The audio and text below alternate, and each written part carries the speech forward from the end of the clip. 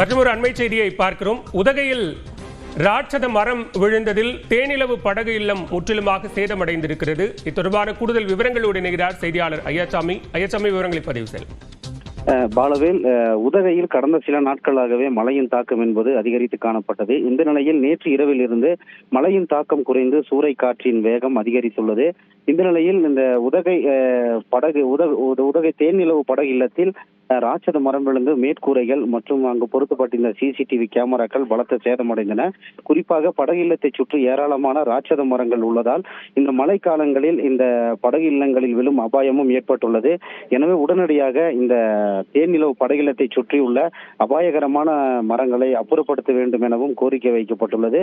குறிப்பாக நாள்தோறும் இந்த தேனிலவு படகு இல்லத்திற்கு ஏராளமான சுற்றுலா பயணிகள் வந்து செல்லும் நிலையில் இன்று இந்த மரம் விழுந்து படகு இல்லம் சேதமடைந்ததால் சுற்றுலா பயணிகளுக்கு தற்காலிகமாக அனுமதி மறுக்கப்பட்டுள்ளது.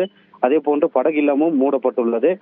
தொடர்ந்து இந்த பகுதியில் இருக்கக்கூடிய மரங்களை சுற்றுலா பயணிகள் பாதிப்படையாதவாறு மாவட்ட நிர்வாகம் உடனடியாக அந்த மரங்களை அப்புறப்படுத்த வேண்டும் எனவும் கோரிக்கை எழுந்துள்ளது. பாலு, விவரங்களுக்கு நன்றி ஐயாசாமி.